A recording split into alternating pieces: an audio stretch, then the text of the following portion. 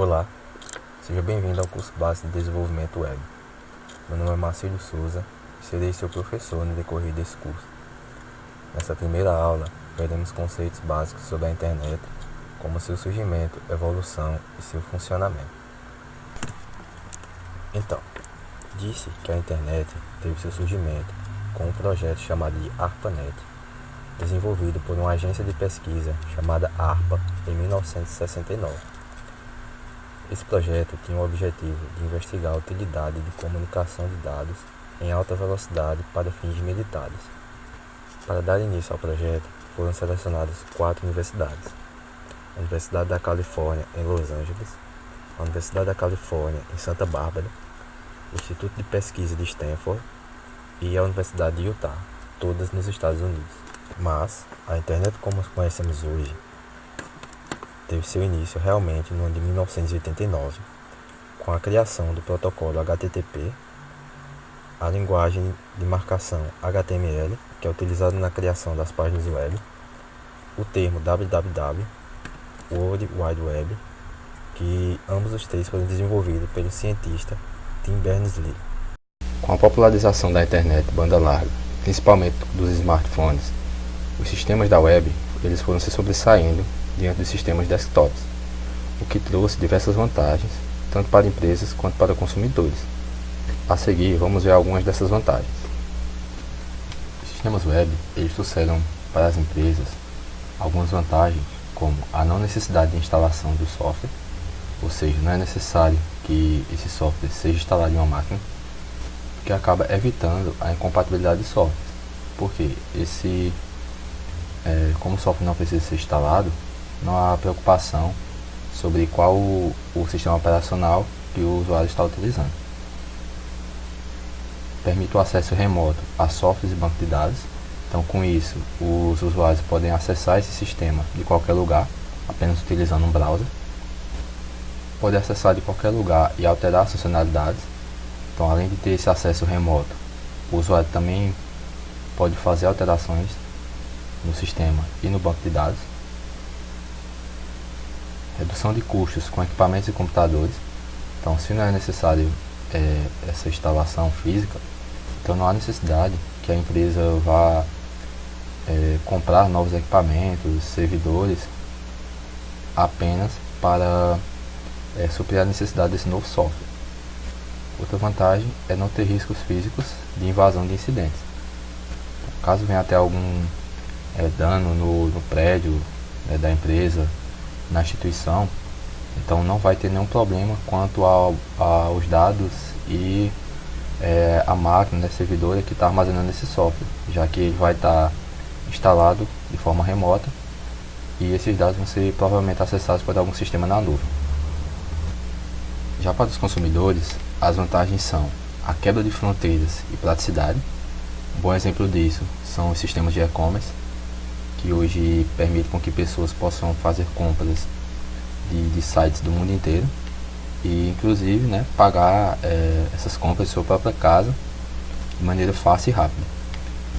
Outra vantagem é o conhecimento compartilhado e a inclusão digital.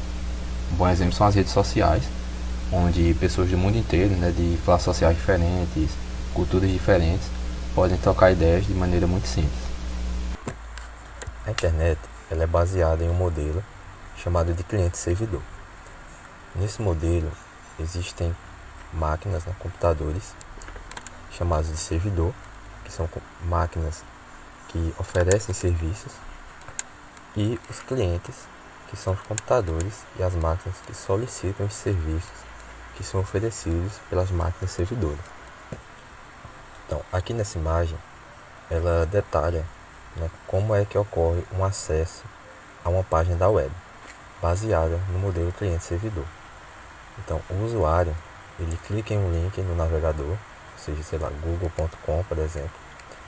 Então, o navegador vai formatar essa solicitação, que foi o link, e envia esse link, essa solicitação, para o servidor referente ao link que foi solicitado pelo usuário.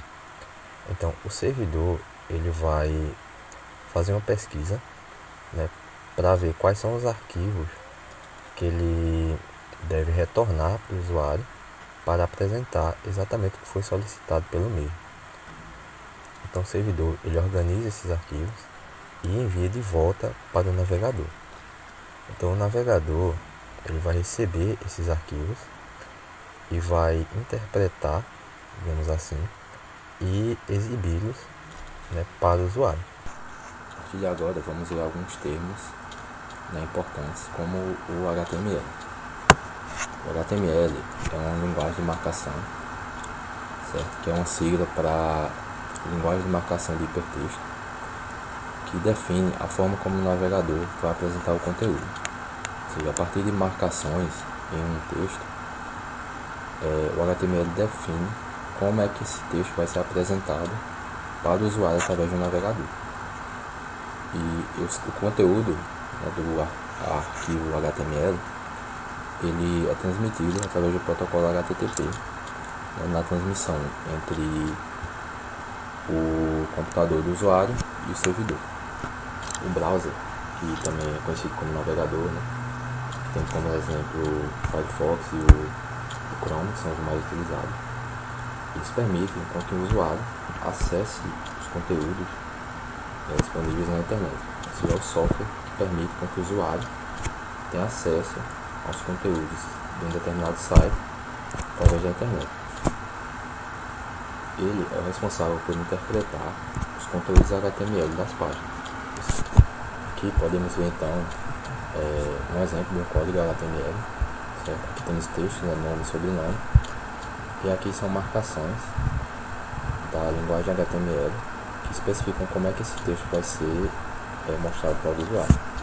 Então, aqui é o conteúdo que tem no arquivo HTML, e ao ser interpretado pelo navegador, ele vai exibir esse pequeno formulário, nome, sobrenome e esses campos para o usuário. Ou seja, aqui é o que está por trás do navegador no arquivo, e aqui é o que o usuário vê como resultado final. O protocolo HTTP, que é o protocolo de transferência de hipertexto, ele é utilizado na comunicação entre máquinas clientes e servidores. Ele existe na maioria das comunicações web, onde há requisição e resposta, que é exatamente como funciona o modelo cliente-servidor. Por meio do protocolo HTTP, o servidor envia os documentos HTML às máquinas clientes, em resposta às suas requisições. O IP ele é o protocolo da internet. Ele é uma identidade única que é atribuída a cada dispositivo que se conecta à internet. A versão 4 do IP, o IPv4, ele é representado por um número de 32 bits. Já a versão 6, ela será representada por um dígito maior, contendo 128 bits. O DNS, que é o servidor de nome de domínios, ele faz uma relação dos números IPs com as URLs. Por exemplo, o google.com, e esse número aqui, esses dígitos, é o IP do servidor para acesso do site do google.com. Então, ao invés de termos que digitar todo esse endereço de IP para acessar o site, digitamos apenas o nome do site, que é a URL, e o DNS é quem vai fazer essa conversão desse nome com o endereço de IP para que seja possível acessar o servidor que contém os arquivos do site google.com. Os domínios eles servem para localizar e identificar um conjunto de computadores na internet. Os domínios eles possuem siglas reservadas que servem para identificar a qual grupo aquele domínio pertence. Por exemplo, .gov.br são sites relacionados ao governo, .com sites comerciais, .edu sites educacionais, .org de organizações sem fins lucrativos e 1000 são sites relacionados a sistemas militares. Chegamos ao fim da nossa primeira aula sobre os conceitos básicos. Na próxima aula veremos um pouco mais de prática sobre a linguagem HTML e até a próxima aula.